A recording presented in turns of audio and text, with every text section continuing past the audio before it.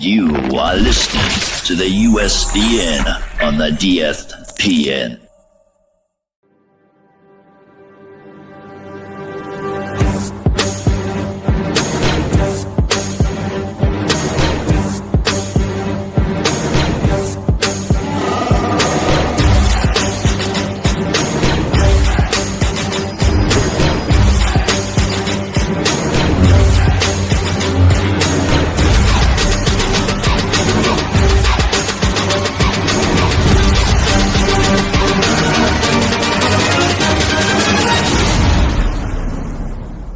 It's a trap!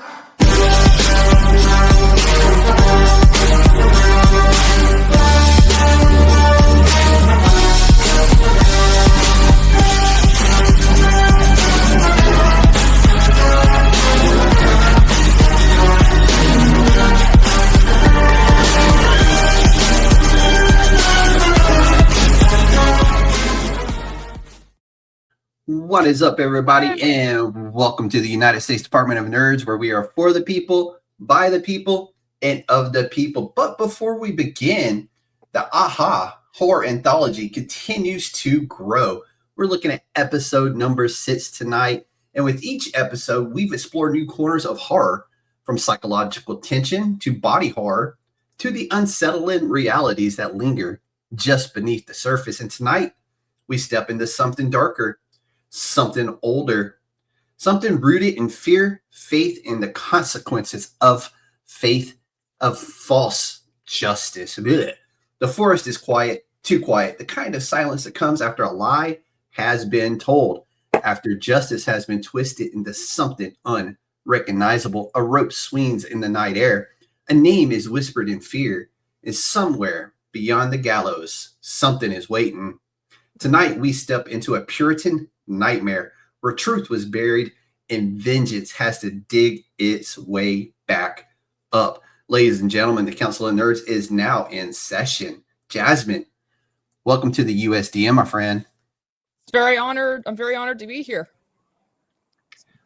I hope the intro was to your liking. Oh, absolutely. I was like headbanging all the way through it. It was great. Yeah. My compliments to your graphics. You know, really awesome Appreciate stuff. It. Yeah. Kelvin would love to hear that. He loves when his work is noticed, and he appreciates it. But let's dive into it. What drew you specifically to a Gothic supernatural horror? Oh man, that's a good question. Well, one of my, really all types of horror fascinate me because I think horror really speaks to, what it means to be human, and especially in history as well, because there's a lot of historical elements of horror that both ring in that time period, but also still now. I took a Gothic horror class actually when I was doing my, graduate years at my university. Yeah. And a lot of Gothic horror focused on themes that are still relevant today, like the persecution of otherness, of, fear of the unknown, of marginalized peoples, essentially. Yeah. And with Gothic horror, too, I think that there is a huge cry for that because we're really seeing a lot of returns to these classic themes. Absolutely. Like there's so many horror films that have delved into this time period. One of my favorite directors. Are you familiar with Robert Eggers? I think he did The Witch. I think everybody is. Oh yeah, he's great. He did an incredible film about the Puritan times and the fear that dominated that. And what really struck me is that even though it was a very old-timey kind of film where language was very antiquated, it was very religious in terms of theme, there's still a lot of sense of horror that still resonated with people in terms of this dissolving family unit and this idea of this culture kind of turning against them. So that was something that really intrigued me when I wrote The Hangwoman for this comic as well, because I kind of wanted to touch upon what made the Salem witch trials fascinating and still relevant today. Yeah. Oh, and the Coven is coming back in American Horror Story as well. So really, that's great. Which I'm really excited about. That was one of my favorite seasons of that series. Was the Coven, and it's coming back around, and I'm here for it. I haven't watched it in about 3 or 4 seasons, so I'm definitely going to be jumping back in simply because they brought the witches back, and I love that. That's So, amazing. so was there a specific image or a moment, maybe an emotion that sparked this story, and why a Puritan era setting? Emotion. Sorry, could you clarify by emotion? You mean like anger or sadness, or did I mishear? Just no, you thought about it way too hard. Oh, sorry. Was there no? You're good. Was Like a specific image, a moment, or an emotion that kind of sparked this story for you? Well, I already mentioned the witch, but also when I was again in university, we actually did some readings on the Salem witch trials. One was by I think a testimony of a woman who's, unfortunately, I don't quite remember her name. I think it was Mary. I'll have to look into this more. But another was well, another element of was the Crucible, a very famous play that I actually was not assigned to read, but I read because I was very curious about that. Mhm. And one of the reasons why the Crucible is still talked about is because, I mean, it was written to basically, it was written about the Cold War, when everybody was pointing at everybody, calling each other a communist because of this paranoia. What really interests me is that we still see witch trials reemerging. We still, in a lot of societies, we still have people, pointing the finger during moments of great paranoia, because they're afraid. I mean, I don't think we need to get too heavy into details, but I think witch trials are not unique to a specific era in human history. They're a huge facet of mob mentality.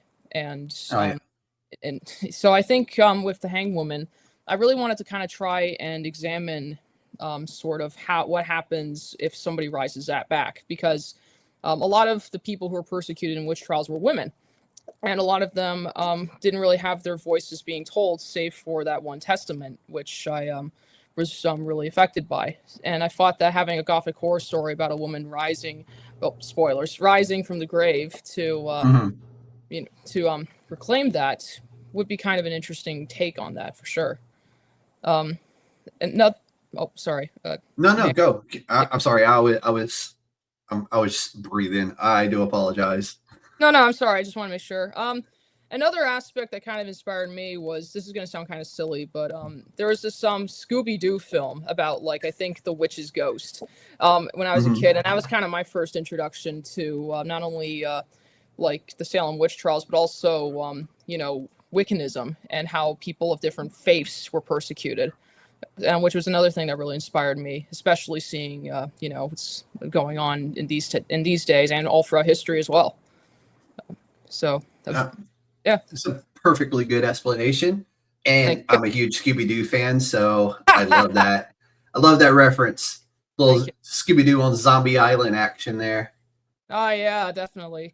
Great stuff. But yeah, I think it's I was kind of disappointed because they portrayed this witch as this innocent victim at the beginning who was executed because she practiced Wiccanism, but then immediately was oh, she was actually an evil witch this whole time, who was I mean, it was kind of the twist where it's I think the Wiccans actually sealed the witch away. I thought maybe I could play around with that, where it's what if this was a perfectly good pagan healer who just wanted to help people, and she ended up sadly paying the price for it in an intolerant time. Castlevania was another influence as well, with that character in the TV series. Oh, that's a good one. That was such a good series too. Oh so yeah. The story feels really deeply rooted in false justice and abuse of power. Was that intentional from the start, or when you started writing this, that just kind of evolved itself? I think it absolutely was intentional, because the Salem witch trials at its core was based off an abuse of power. A lot of witches that were convicted, I mean, it originally started as, it went from, okay, we have these people who we suspect of being witchcraft, to immediately becoming, I don't like that lady because she doesn't say her prayers, or I think that man owes me money, or, just a bunch of different facets and grudges that people basically anybody who was an other in society, anybody who didn't quite fit in, was immediately accused of witchcraft. And even people who did fit in were accused of witchcraft. So I think it actually ended the Salem witch trials, and I think one of the judge's wives was accused of witchcraft, and immediately he's like, okay, that's it. We're putting an end to this. It wasn't until they were affected. Yeah. Yeah. And I read, so it was a book about history, but it was, they explained certain events through history with the use of science. And it was brought up with the Salem witch trials that it could have been bad yeast that they were using to bake breads that were causing people to hallucinate, which led to them believing these were witches because they were hallucinating these people doing evil things because of the time, with everybody being strictly religious there. If they were hallucinating it because they were eating bad yeast, they were like, oh, she just did this. I seen her fly. So I always thought that was a really cool concept of a book where it was just weird things in history that they tried to explain through the use of science. So I don't remember the name of the book, but it was just a really cool read that I found on a shelf in some obscure bookstore somewhere, I'm sure. Oh yeah, that sounds really interesting. In fact, I think it was actually referenced in Robert Eggers' The Witch, where I think like the family was holding a corn because their harvest was going bad, and the corn is just like covered in black, bleh, Yeah. And apparently, when I was researching into the film, because I was really gripped by its accuracy and I wanted to learn more about it. That's apparently a kind of rot called ergot, I think it's called, and that also causes hallucinations. So there was a whole theory about the film, whether the family was actually going insane, or if there was supernatural occurrences, or if it was just bad corn. Exactly what you were saying. Yeah, and it's really cool to explore those concepts, even in the tragedy of those events that actually happened. It's kind of neat to take a step back and go, can we explain this through science as well? And that's fun to me because it's different. Yeah. But so the judge in this story profits from Elizabeth's death. How important was it to show the corruption behind the moral authority of the story? I felt it was rather important to portray it, because I think now more than ever we're aware of the corruption of authority and people in power.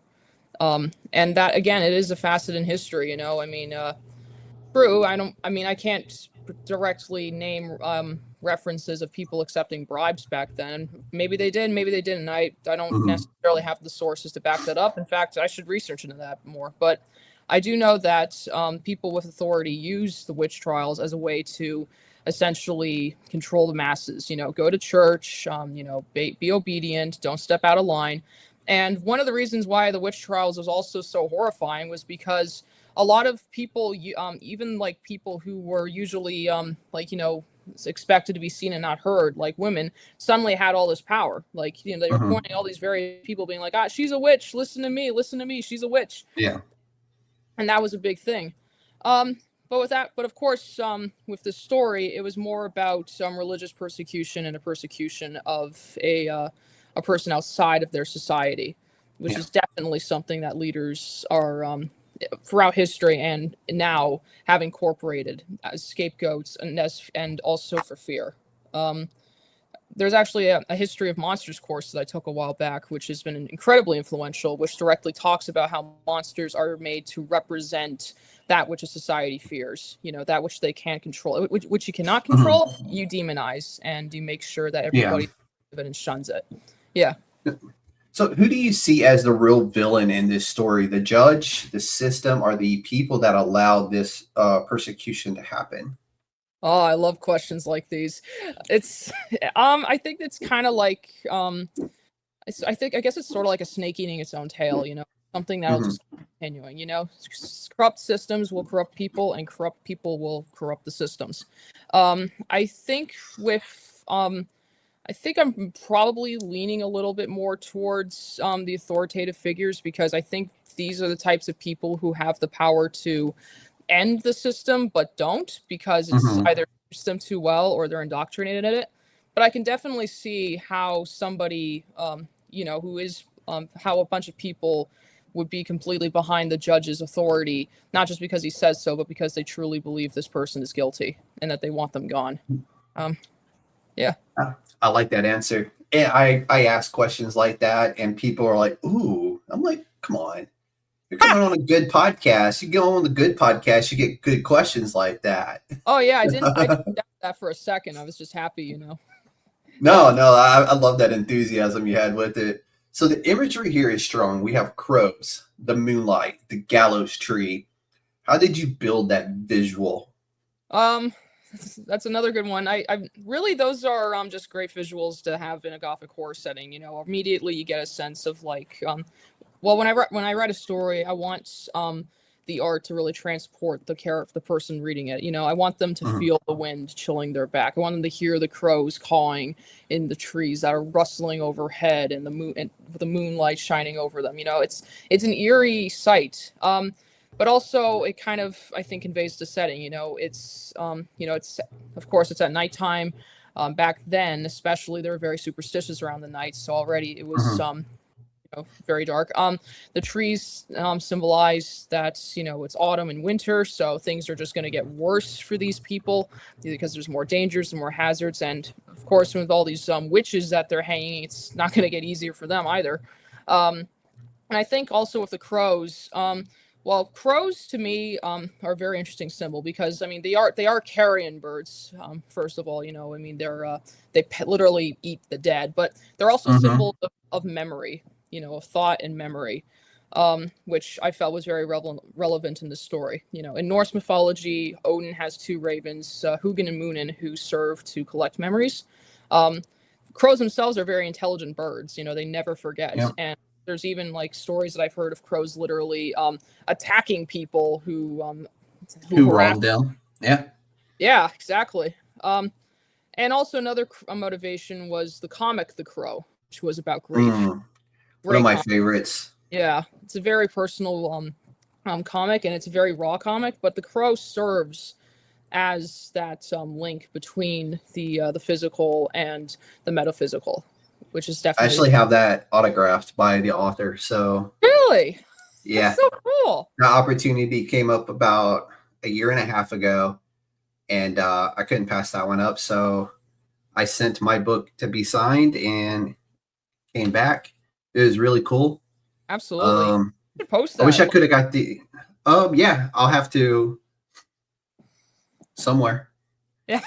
I'll dig it out. I have to dig it out and take a picture of it. Because I also got the Funko Pop signed by the guy who did the crow in the third one.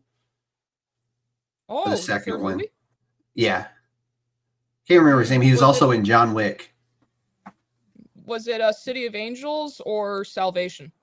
I think it was City of Angels, if I'm not mistaken. It was one of the two. Whichever one had I wish I could remember his name, but I just know he was in The Crow. He was in the John Wick movie. His name will pop up in my head later. It'll be 10:30 at night, and it'll dawn in my head. I'm like, oh yeah, this guy. Gotcha. I have seen the second film. It actually has a really interesting history. If you look up the behind the scenes elements of it, it had a completely different story. Hopefully, it gets released. Maybe what's their name? Shout Studios can get the rights to it and restore it to how. Here's a cool one for you: a mint 9.8 CGC of The Crow #1, the comic book, will run you between $1,200 and $1,500 US. Wow. Yeah. That is crazy. Kind of wild. Yeah, that is insane. That's great though. It wasn't mass reproduced, so it's very hard to get your hands on. And I've actually only ever seen one of them. Definitely. And I've never seen it raw or just floppy. I've never seen it that way. I've only ever seen it slabbed. So it's crazy. So it's really cool. But that was I'm glad you brought that one up. So how do you approach writing horror that feels unsettling rather than just shocking? Because a lot of the stories are very shocking, but they're told with, like with Minaj and Squids, they put in like hours and hours of research into what they wanted to bring into the story. Did you do this? Well, I already know you did the same thing, but like, how did you like kind of approach that with like this isn't necessarily unsettling, but rather it's more rooted in real life. You know what I'm saying?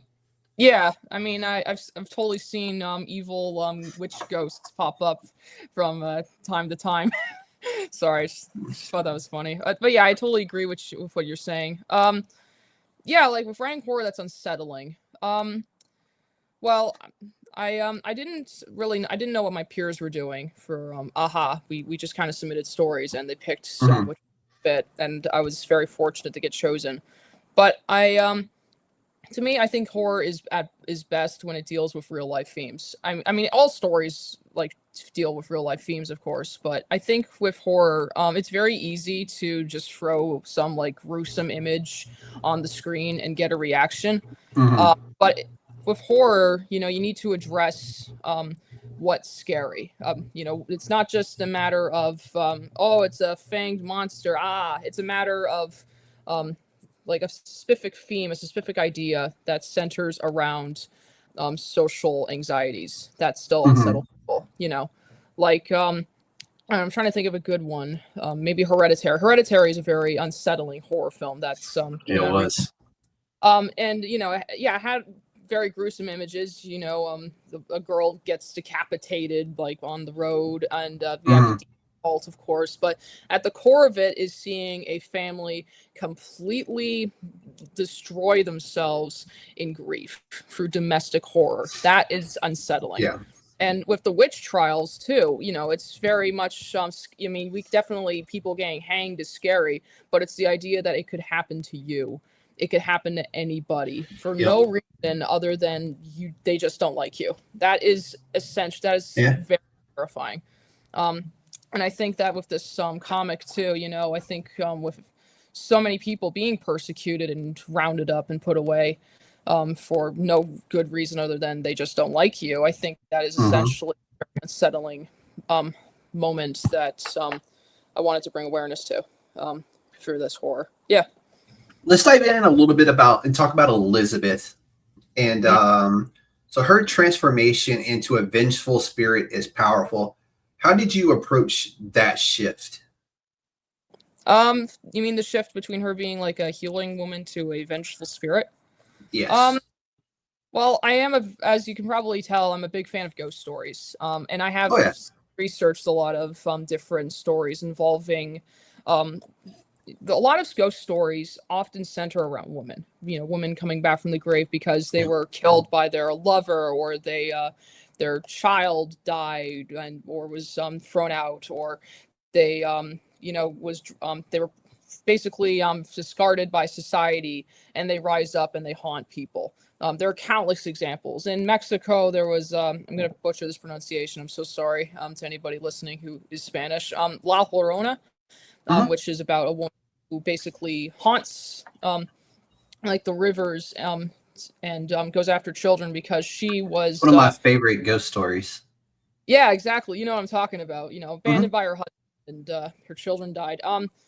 And there's several more like that. All across areas. But with this ghost story, I wanted to focus on a woman whose life was destroyed through the witch trials, because of course that happens. But more than that, I think with her coming back as a vengeful spirit, I didn't want it just to be like, she completely turns a 180 from a nice person to killing everybody. This is a woman looking for justice, to get back at somebody who took her away, and would probably do the same to several other people. Another big influence that I have with Jasmine's character is, are you familiar with the Song of Ice and Fire books, the ones that inspired the Game of Thrones series? Yeah. Do you know about Lady Stoneheart? Still waiting for him to do the last book. Yeah. Along with everybody else. Absolutely. But yes, I'm very familiar. Yeah, well, with Lady Stoneheart, what made her really interesting as a ghost isn't just that she was brought back from the dead to kill a bunch of people. It was people that hurt her personally and hurt her family. So that's her own form of justice, because sadly, she's not going to get justice, not just because she's dead, but because, who would give her justice in this kind of world? So she goes those different means. Yeah, I guess empowerment to witches. Definitely. There we go. I like it because I mean those are some of my favorite stories, and I Mm. think I can't remember who it was. One of the guys that was on at the beginning of this month. I don't want to mess up his name, so let me just here real quick. Zach, when he was on, he had brought up something, and I was like, "Oh, that sounds just like Grimm." And a lot of these stories that you were just talking about, you can find a version of that story within one of the seasons of Grimm. And I don't know, a lot of these stories like this, I can immediately go, "Oh, that was an episode of Grimm one time, and it was a really good episode." So Yeah. my head always goes to Grimm for some reason because it wasn't that long ago that I rewatched the entire series again. So I don't know. I'm a big fan of Grimm, and I hear it's making a comeback. That's awesome. Yeah, I definitely do want to watch that series. I've heard some amazing things. It's really good. The finale, but it was really good up into the finale. So that's fair. Did you want your audience to fear Elizabeth, or do you want your audience to kind of root for her because I mean, for me, I'm rooting for her. I know that for a fact. But like, what did you want them to take away from that? I think I kind of wanted to. I mean, of course, she is a person to be feared. You know, she's this undead wraith coming out, but she's not necessarily going to hurt anyone else. Just the people who targeted her. That's why at the end, she doesn't attack the guy she helped. She just asked her, "Okay, who else do you want me to come and bring over that's hurting others?" That's what the thing is. But also, I think one of the reasons why I brought up a lot of women in ghost stories is because, like I said, with people being persecuted, is that a lot of times in these ghost stories, they're meant to be people or figures that are, not good. They're meant to be these people who, even though they have sympathetic motivation, they're still very dangerous. They're still throwing random kids into a river. They're still haunting houses and making pots and pans moves and yeah, they're not nice. So I think with her, it's like you definitely do root for her, but it's not so much that you fear her for what she could do to you if she existed, but more like you kind of fear. It's more like awe-inspiring power, I guess. Yeah. Yeah. Have you crossed her? That's the one thing that you would think about. Like, wait, did I just see a ghost, and have I pissed off anybody who may be a ghost now? Have I ever done that? When I was younger, definitely. I think even now, sometimes, like when I hear about like when I read about history of any kind, I always kind of treat it with certain kind of gravitas. Like to this day, I still don't touch things like Ouija boards or anything that's like haunted dolls or anything like that. You never know, right? Exactly. That's why I just like, I'll keep on walking. But the Cat O' Night, thank you for stopping through, man. Hey, or Cat O' Night. or I don't know. Sorry. But yeah, I think but also with like with ghosts and like I mean with Ouija board, I mean if I'm cranky just waking up in the morning, imagine how ghosts would be waking up after like 500 years, I know, something to think about. Like, why are you waking me up? Like, dude, I was sleeping good. Absolutely. Furthermore, but oh no, go ahead. Sorry. I think when I was younger too, actually, me and my sisters, it's kind of a funny story. We were once walking our dogs in like the dead of night. Well, not the dead of night. It was like very early morning where it was still pretty dark. But and we actually thought we saw Slender Man like in the distance watching us, like some tall. It's crazy how those trees will look. And hey, what's his name? Nick Cage is coming back as the Slender Man in the new movie. Ooh, nice. That's great. Yeah, I just seen that recently, and but it's kind of crazy how I don't know what it is. It's that time between 3 a.m. and like 5:30 a.m. To me, is creepier than any of the other times. Yeah, definitely. Don't know why, but it just is. So, is Elizabeth getting her revenge, or is her revenge justice, or something more sinister or darker? I think that's up for the reader. I mean, I don't know. I think that when you phrase it like that, I feel bad for answering something like that because I think it's more interesting to have the reader Fair enough. That being said, though, when I pictured him like saying, "Who else do you want me to bring?" I didn't think it was him bringing a bunch of random people that had no connection to her whatsoever. I pictured it as him more bringing over people who were involved with her witch Mhm. trials or who were malevolent. But by all means, if people want to take this idea, like the story, further and create their own versions, I'd love to see that. I think it'd be pretty interesting. No, I like that answer because I do like when, like, I do a lot of these interviews, and even Minaj and Squids were like, we just kind of want people to make their own minds up about these parts of the story, and that's a fair response, and I respect that. Yeah, But definitely. I think the reader will respect the writer more when the writer isn't just holding their hand and spoon feeding them what they want them to. yeah, Yeah. I've met some people where you would still have to spoon feed them. That's a bummer. Yeah. So, what was the most important moment for you in her return?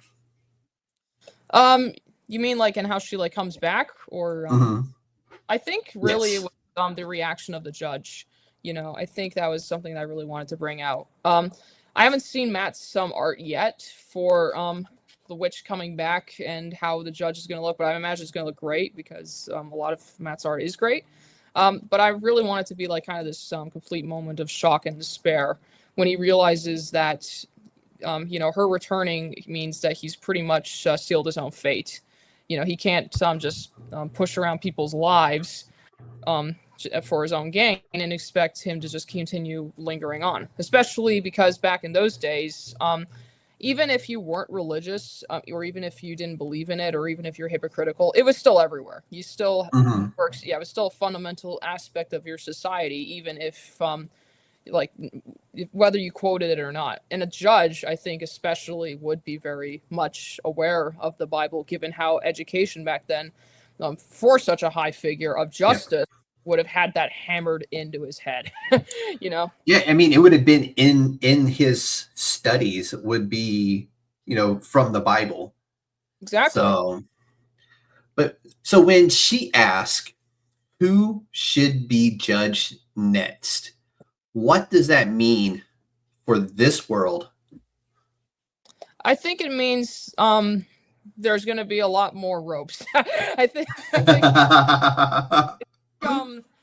what I mean is, well, with witch hangings, it's never a one-person job. You always have a committee of people being like, "Hey, I think she's guilty," and she pleads her innocence, even if they make completely compelling arguments, which a lot of people back then did, because a lot of people were literally making up random things that couldn't Mhm. possibly happen. I think there's even a moment in the Crucible, if I remember correctly, where a guy saw a man come through a window, like fly through a window, and he was like, I can't walk. How can I fly through a window?" And they were like, "Well, Mhm. it could have been your spirit projecting," and that's when it all gets crazy. Yeah, they Yeah, had some wild ass imaginations in those days. I'll tell you that. exactly. I mean, like if they were hallucinating, they must have been just completely like like going out of their minds. They Like had that good peyote back in those days. absolutely, absolutely, yeah. Um, the good old days, right? Exactly. You remember them. You were there. Yeah. But I want to dive into the Woodsman nest. Can we dive into the Woodsman? Yeah, of course. Dive into whatever you want. So Of course. he's fascinating. He feels more than just a guide. Who Mm, is he really? He's not just an accomplice. He's not just a believer. yeah. He feels something else entirely. Can you explore that with this, or is that another one of those where you kind of just want to leave it up to the reader to figure out or to make their own assumptions? Um, I don't want to sound like I'm cheating here, but to me, it's a bit of both. I will say I kind of drew this a little bit on my own, somewhat personal experience, where I actually did meet someone who was a Wiccan when I was a kid, and like I had some this kind of rather religious aunt who was very much kind of ingrained the Bible a lot in my childhood, through showing me Bible movies and stuff like that. Mhm. And so by the time I met this Wiccan, of course, I mainly grew up and met more people. But a lot of how people portray witches is very much like, modern day witches practice witchcraft. It's Yeah. almost like Satanists or something like that in films. But when I met this person, she was completely lovely. She had this, she was very helpful. She was very kind, just very sweet. And again, I don't want to sound like I was, making like the sign of the cross or anything like that. But when I heard that she was doing witchcraft, it's like, oh wow, really? What for? It's just kind of like so morbid. It's wild that you said that, right? Because I've met Wiccans, I've met pagans, I've met people who practice voodoo, and they were all some of the nicest and friendliest people I have ever met in my life. They would literally, if you were hungry, they would feed you. If you needed clothes, they would clothe you. If you needed shelter, they would give you shelter. It was just the type of people they were. So there's that. And I've had the opportunity to meet a lot of different people from a lot of different walks of life. And those were some of the best people I ever had the chance to meet. Yeah, exactly. So, that middle school experience really got me interested in studying this stuff. I've always been fascinated with religions for as long as I can remember, but I was always up until that experience, because again, I was very young, and a lot of what people were telling me about different religions is that, they perform curses on people. And I guess I was kind of thinking at that age, if I piss them off, they will piss me, which is stupid. Yeah.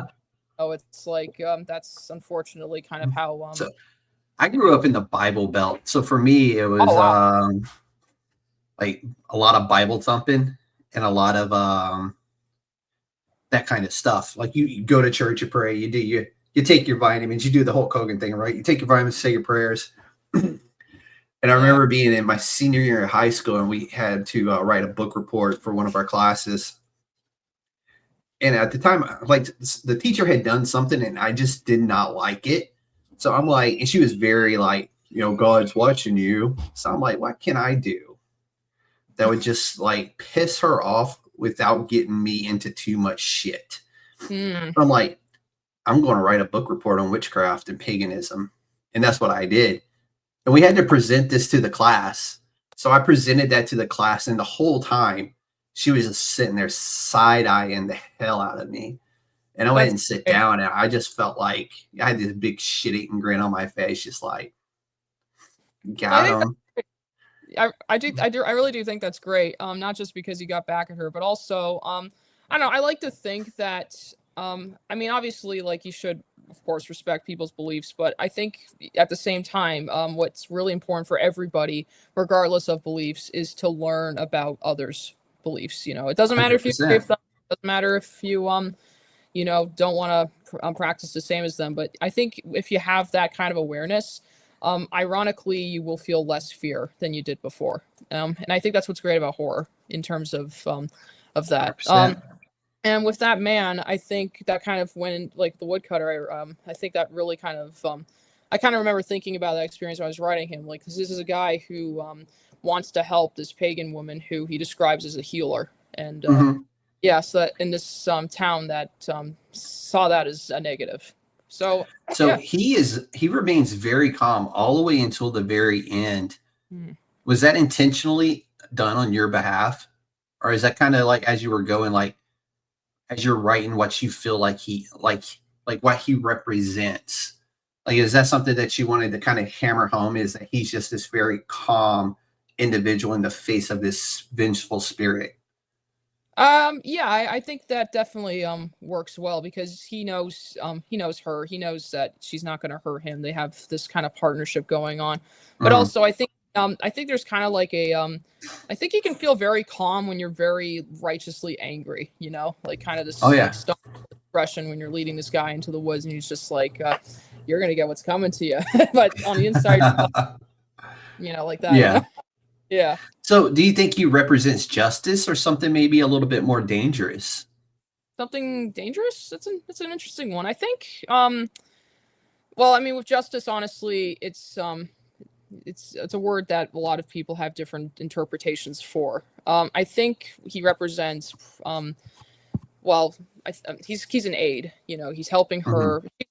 she's still on the back skirts of society. I mean, not like in both life and death, but he's the helping hand that allows her as a marginalized person outside of this system in society, who was condemned by that system in society, get justice. And there are people like that. There are people who hear about the experiences that others have, and they feel compelled to help. And I think that's a very powerful thing. I think that's what justice is. It's people helping each other have their voices be told, you know, which I think is a big thing. And I like this idea of the Woodsman. He almost feels like death leading people to their death. You know what I'm saying? Like he's the reaper of their soul, taking them to be reaped.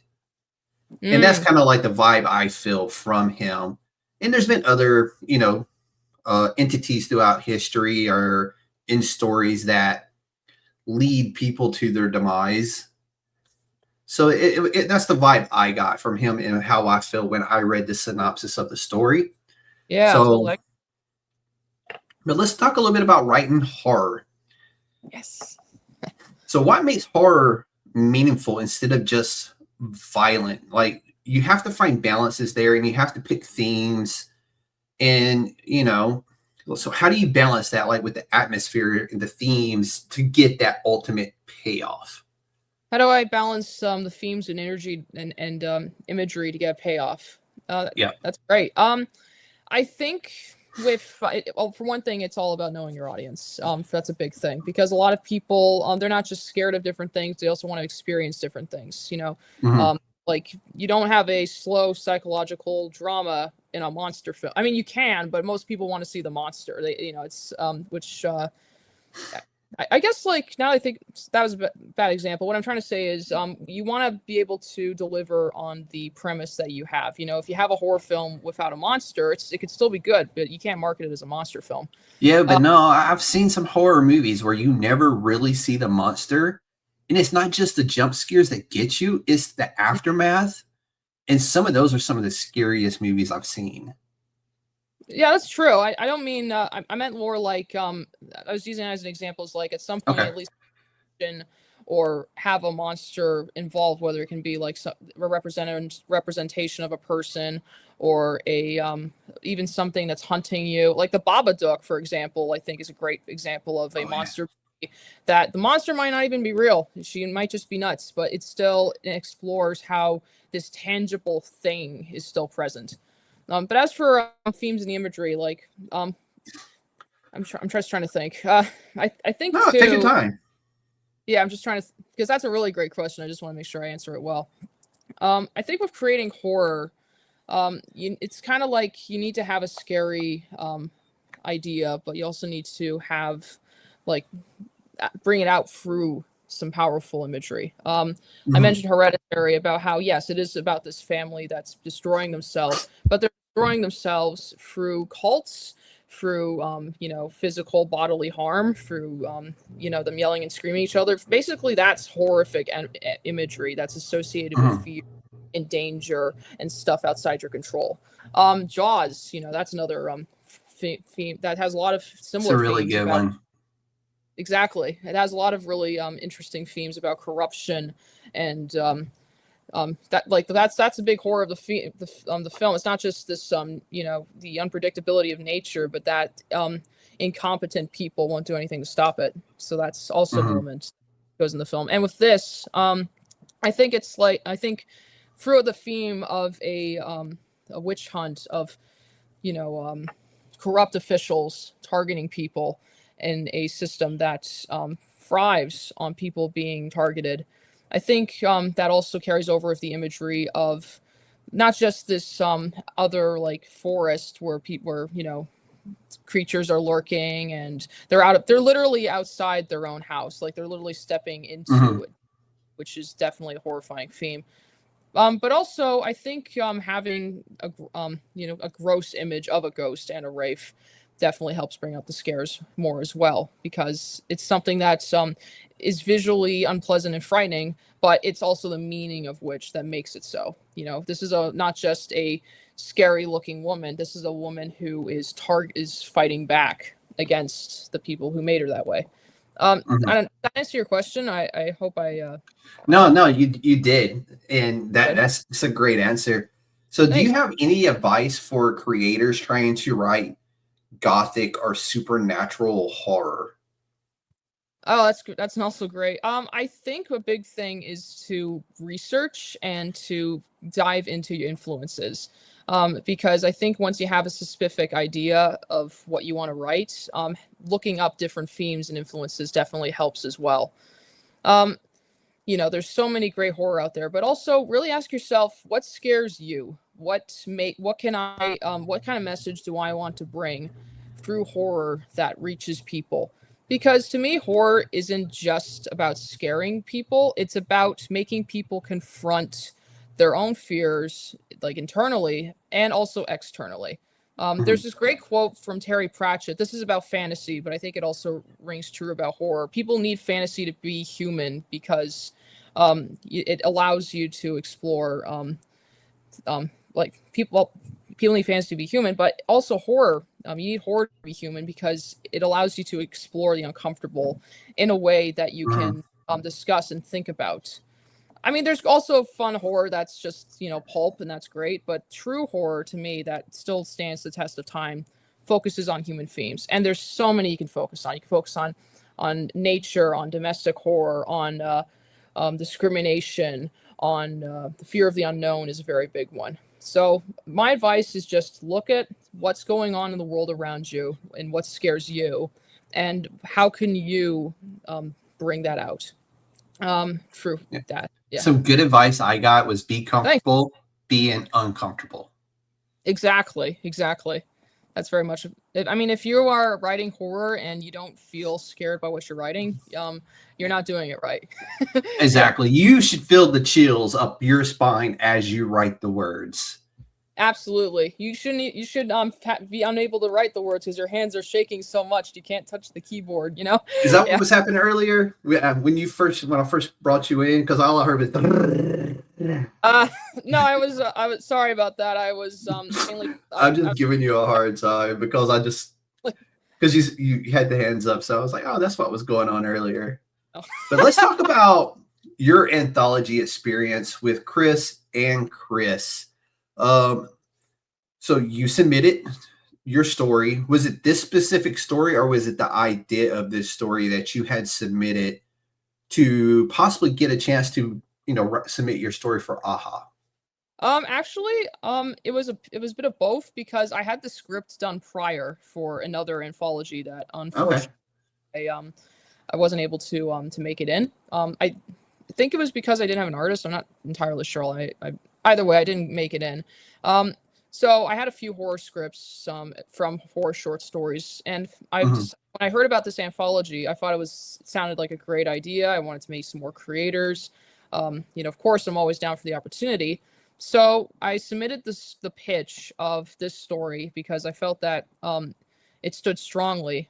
I didn't know what other people were writing. I just kind of took a guess that having a historical horror story was a bit different than what other people were writing, and fortunately, I was right. You And absolutely were. I mean, there's a period piece I think that takes place before this one because it includes knights and stuff like that. oh, nice, yeah, yeah. That was also written by the Caternaut, which we just saw here. I think. If you're still Yep. watching again. Yeah, it is actually. Yeah, that's where I knew his name from. Yeah, it is his. Yeah, I'm sure it's a perfect story. Sorry. Don't boo me off. All right. That's oh. Well, that's cute. Yeah, that's nice. That's my bum. That's the old man. That's what I call him. He's my old man. Yeah, when I saw you reaching for the camera, I was joking, and I was like, "Oh, is he actually gonna boot me off for that?" No.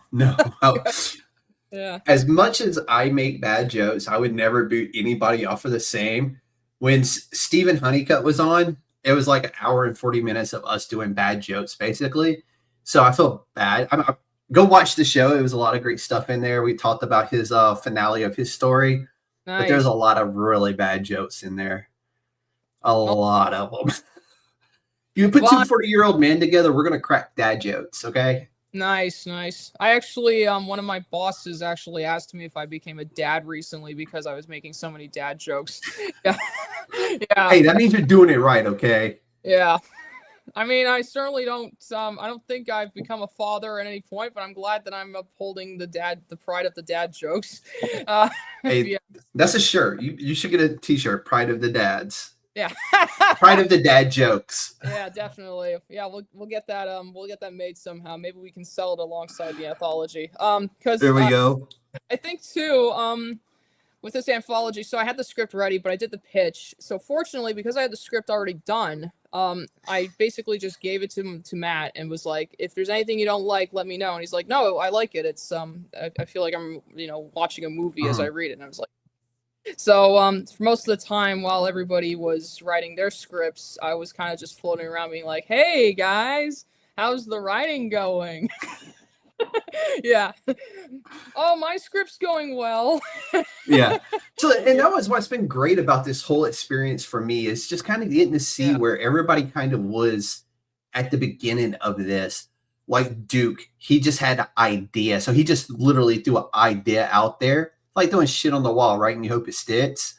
And that's kind of what he did. And then when he got selected, he was like, well, shit, now I actually got to write this story. And then the same, like Definitely. Minaj, he kind of already, like, he didn't quite have the story down until after when he was selected. So it's been really cool to hear all these different experiences from my behalf, and hopefully to the listeners or the viewers' behalf, who are getting to hear about this and like everybody's individual experience, because Chris and Chris are two great dudes. Yeah. And when they refer to themselves as two agent punk rockers, it can't be, it's 100% the truth. That's who they are. And Exactly. they like, I'll thank them for this opportunity to get to talk to all of you. They put this together. You were like my last addition into this. And I was like, when they're like, hey, do you think you can squeeze one more in? I'm all like, I got this date here. He's like, awesome. So yeah, that's great. I was happy to be able to squeeze you and Matt in. I know Matt unfortunately had some stuff come up with the family that he had to attend to, I believe. So shout out to him. Can't wait to see his art on the story. I mean, I've seen some test pages on Instagram and like everybody else, but I'm really excited to see everything come together because I do love, like I said, American Horror Story, Coven was one of my favorite series from there. And this kind of just feels like it could fit right in as a backstory to one of the witches and part of the Coven. So, but for you, what was it like creating alongside other horror creators? Like, I don't know how much interaction y'all really had together outside of the Teams call that y'all got at the very beginning of this. So, well, you said it best. You have two men together. You tell a lot of bad jokes. Try like 8 or 9 men all in one chat room. Yeah, that was a lot of people were making some great. They were very encouraging. Everybody was great. Everybody was so passionate and so on board and so excited. And I think that's such a great thing about indie comic collaborations is because that's real. Like that was why Image got started, because a bunch of people just wanted to tell stories and get together. And working with these guys too definitely helped me out a lot as well. I'm hoping to see more of their work for sure. It's been an absolute privilege working alongside them. And their stories are so creative as well. And I think as for horrors, especially, I think we were all just really very happy about this opportunity, because I think anthologies are such a great tool for comic creators, regardless of experience, whether it's your first one or your 10th one, because you meet, like, a lot of my partners that I'm working on right now artistically, I met through anthologies, and they're all amazing people. And same with these guys, because when you're working with anthology, not only do you get more connections, but you're able to hone your craft more. You're able to build up more of a network. And I guess my advice for young comic creators is to try and work on an anthology with other people. Try to write smaller stuff. That's solid advice right there. Yeah, it's tough because there's not a ton of things around on Facebook, unfortunately. Like that's where I go on a lot of times to look for these opportunities. I was actually told about this from a friend, but it was all they also posted it on Facebook, and I also saw more stuff on Instagram. But I think more people just need to make more anthologies, and get more people together and to make a Please, Kickstarter. Yeah, please. yeah, I want to work with more I people. always say an anthology will get you the most bang for your buck. And I will never stop not saying that, if that makes sense. Yeah. I will always say that is what I'm meaning to say. I will Absolutely. always enjoy Hello Darkness from Boom Studios. I absolutely love that series because it's some of the best writers in comics just writing horror. It's good stuff. Oh, and by the way, it was started by R.L. Stine, one of the best to ever do great. it. Yeah. So, and the fact that he's where he's at in life, still writing horror stories, is phenomenal. This dude don't have to do that, but he does it because he loves it. Like Stephen King, he still does it because he loves to do it. So exactly. And even he's also Dean makes Koontz a lot at of this point, I think he's up there. Because shit, I remember reading Odd Thomas when I was a young teenager. So off topic, I apologize. No, please. Anthologies get me hyped up, okay? I love a good anthology, and that's why when I was presented this idea, I was like, yep, say no more. I'll do it. Exactly. And I wish I got to do this more often. Because it's not often you get to talk to the whole team of creators behind the anthology. Normally you get to talk to the person whose idea the anthology was, which is great. But this right here has been like an absolutely amazing experience for me and hopefully for everybody involved, getting to come on and tell their story about their creation that they put on for AHA. So, yeah.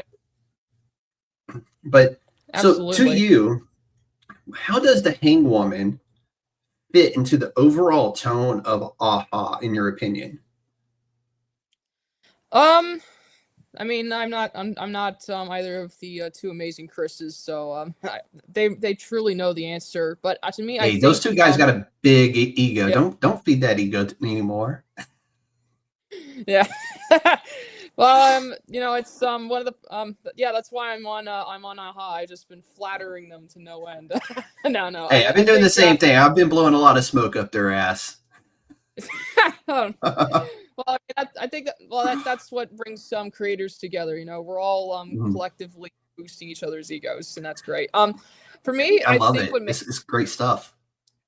Thank you. For me, I think what makes the Hangwoman fit well into AHA is because what I really love about this anthology is that there's a different theme for every story. There's one that's more about Indian horror. There's another that's more fantasy horror.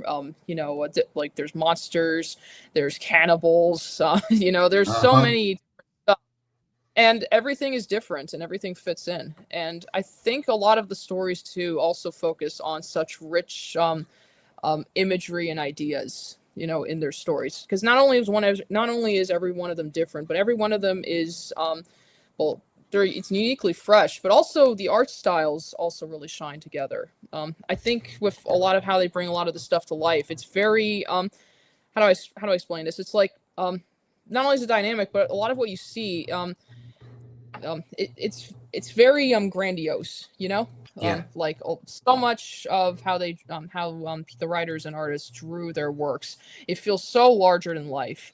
It's so eerie too, and I think that works well because no, go ahead, I'm sorry. You go ahead. Sorry about that. No, please go. All right. Well, I think with the Hangwoman too, it's cute kitty. But I think with sorry, that's an adorable cat.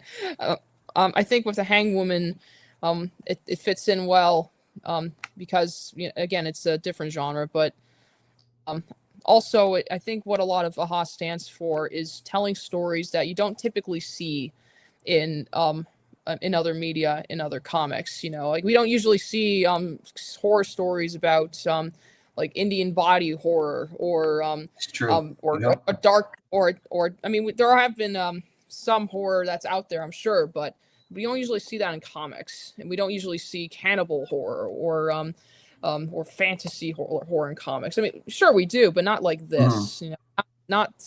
And I think that's one of the reasons why The Crow, why we brought that up, it was so impactful in the indie scene, because for a while no one would publish it because it was just too raw and too gritty with its emotions. But that's where indie comics shines. There are no restrictions. Creators can tell the stories they want, and we're rewarded for it by seeing some truly compelling art and narrations. So that's why I think the Hangwoman fits in, because we're all unique creators and we're all coming together. Yeah. No, that's a freaking amazing answer. I love that. And that's again like why I love anthologies so much, is because you can take all these different people from different walks of life, stick them together, and have nothing to do with each other, but make a really great comic book. And that's another good thing about the indie comics is you have no limitations to what you can do. It's only limited by what you are willing to, or how far you're willing to go to bring the shock or the horror to the next level. And I appreciated the fact that Chris just said, there's no handcuffs on you. Do what you want to do. Tell the stories you want to tell. And I'm so happy that everybody just absolutely positively did that. So you've obviously read other anthology series. So what makes AHA so special compared to others? That's I think it also kind of goes back to a lot of our influences, which you know, Tales from the Crypt, Eek Comics, you know, all those as Chris would put it, classic anthology tales of yesteryear. You know, and EC Comics is one of my favorite. I'm not gonna lie. Definitely, so many great horror stories that came from there, and what made them stand out was because of the fact that they were so you know, at the time at least, visceral and frightening, you know, because comics didn't really have the same kind of restrictions back then that other mediums did, until, of course, the Comics Code came in and basically censored that. But we're seeing, I think, a greater rise in horror comics that's emerging over the years more and more since that code died down. Like, I can think of several. I think there was a comic about Ed Gein recently that was really interesting, serial killer. There was, I think one, I forget this one. It's not Black Mirror, but it's another comic that's I think dealt with a lot of identity. I can try and look up the title for you if you want, but no, you're good. I'm pretty sure I know which one you're talking about. I know for me, did you watch Smile? I have not, but I've heard of it and I've seen a lot of the posters. So Smile 2, to me, in my opinion, better than Smile 1. But there's actually a comic book out right now. I think they released issue 2 or 3 this week. But it picks up where the second one leaves off. And it is very... It keeps that tradition going in a new format. And they can do a little bit more than what you can put on the silver screen. So I've absolutely been enjoying it. And like I said, I enjoyed the second movie better than the first movie.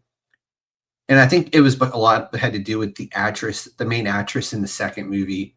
She did that role so well. Like, she was very visceral in how her emotions and her portrayal of that character.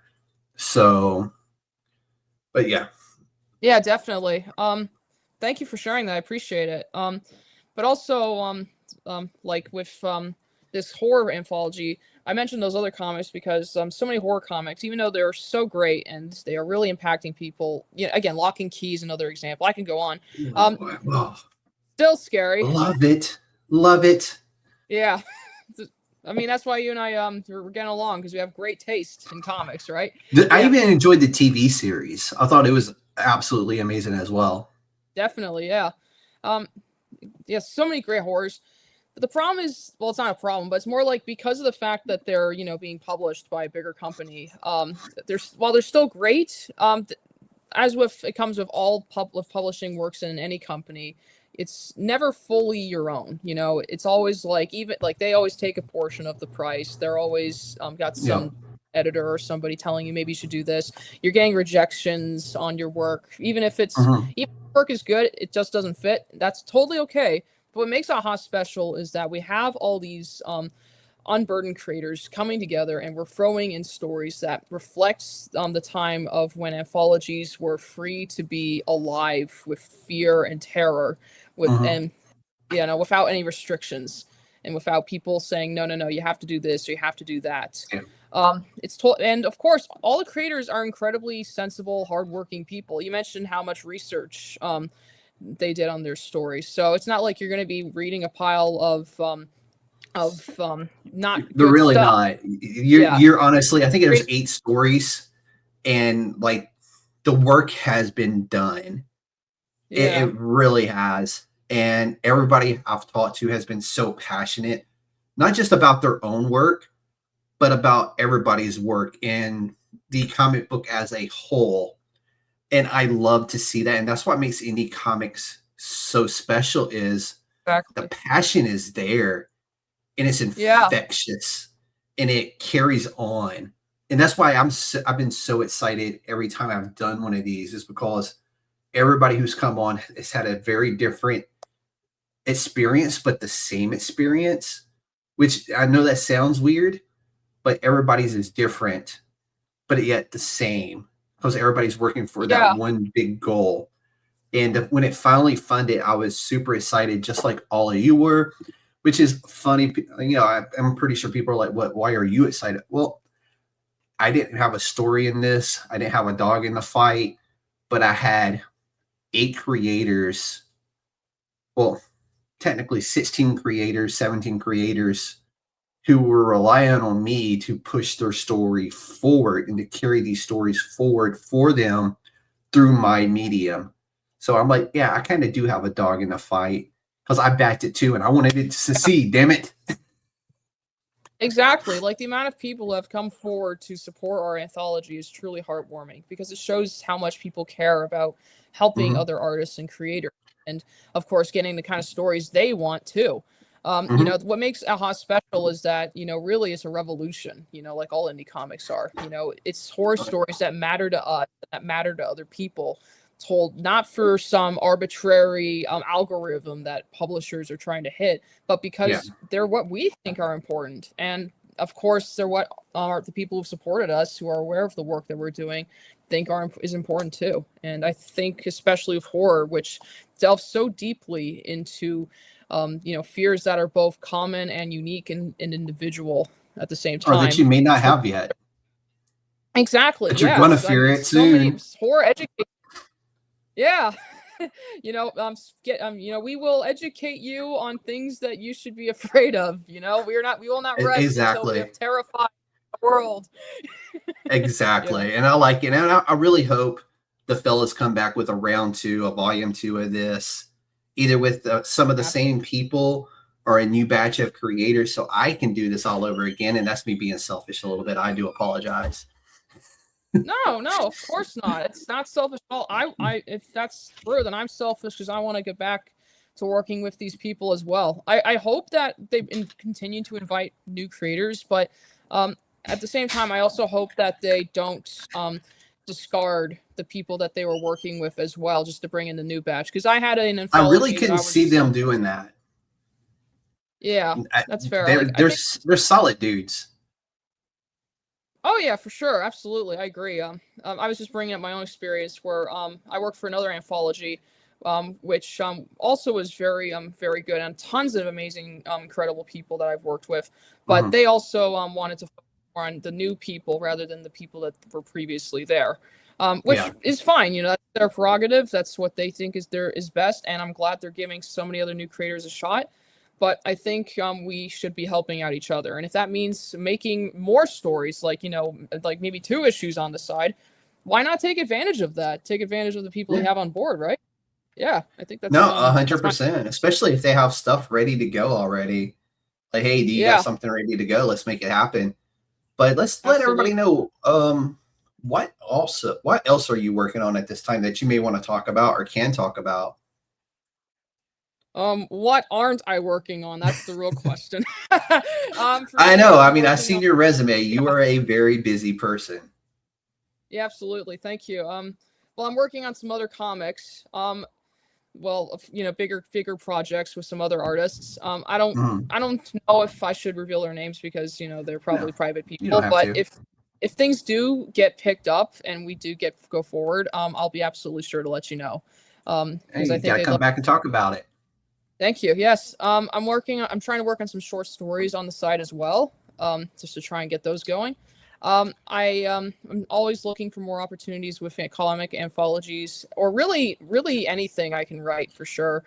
I'm working on 2 video games currently, 2 indie video games that I'm quite proud of. I think it's going well. I can't necessarily guarantee what's going to happen with those. Maybe they'll take off, maybe they won't. I certainly hope they do, but I'm very confident in the efforts and skills of the people that we have on board in those projects, is what I'm going to say. Hold on right there. For those who may be wondering, she also composes music. So, yeah, that's on the side as well. But I'm also working on some theater plays. Well, not like more writing scripts, more so, but I like to help composers out as well. Usually with me, it's like when on the productions I'm working on with there's a couple of musicals that I'm doing in the works. Again, can't say for sure how those are going to go. I really hope they go well. But for me, it's like I'm working with some composers, and they're mainly doing that. But every now and then, I give my own thoughts on how we can improve the music and make that sound. So that's really cool too. That's good stuff. Thank you. Yeah, the point is I'm just trying to do what I love and to hopefully find greater success in this. And I'm incredibly grateful to the amazing United States Department of Nerds and AHA for helping me further get there. Yeah. Oh, 100%. Definitely. So do you think we'll see more of the Hangwoman in this world? Ooh, I hope so. Maybe. I think that would be actually, if you want, people are demanding a sequel, by all means, we can totally make that happen. I'm just going to throw something out there. What would be really cool is, so you've had the Puritan scale, right? Where, your ghost has come back. Maybe you revisit it in another time piece. The same characters, just a different period of time. The same names, the same everything, just different periods of time. To me, in my head, I think that would be a really cool thing to do. Yeah, that'd be cool. So how do you mean? Do you mean like we bring back like the witch as? So you have Elizabeth Hill. Yes. You have Elizabeth Hill. She's a healer, just in a different time era. Let's say the Old West. Nice. And then you have the Woodsman, who maybe isn't a woodsman per se in that era, but maybe a cattle herder or something like that. Something that would fit the period, right? And then she gets accused of like being a witch or what have you. And the story kind of repeats just in different periods of time. Quantum leap it, so to speak. Yeah, I'm down for that. Action. But I don't know. That idea just popped in my head, and I just thought that would be really cool, and I would share that with you. You can run with that if you want to.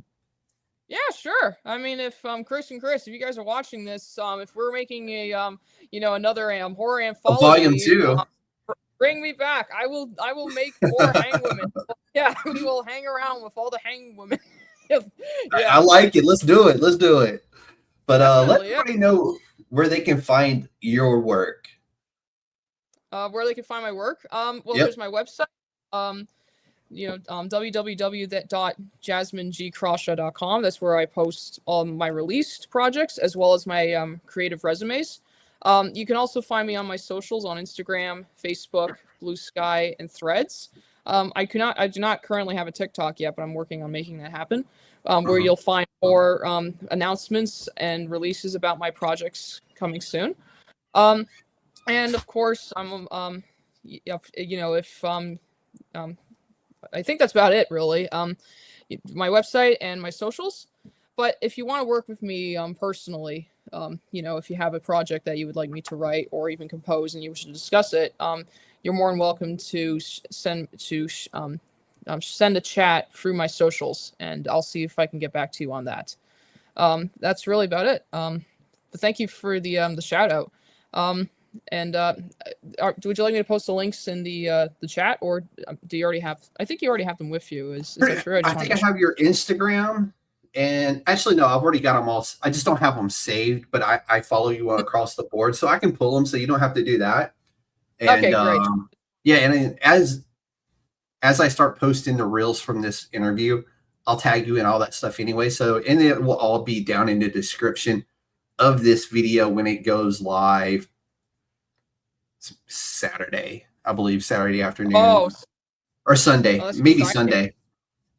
Yeah, absolutely, yeah. So, but with that, I want to say, Jasmine, thank you so much for coming on tonight, sharing the Hangwoman with the council.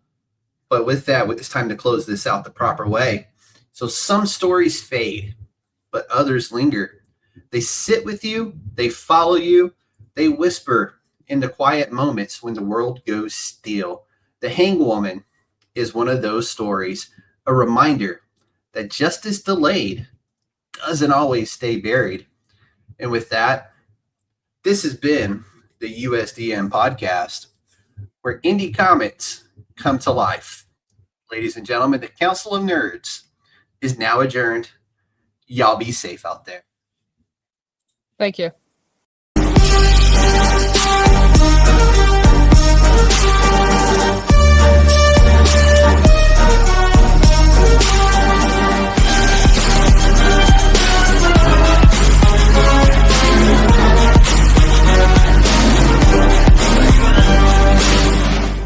It's a trap!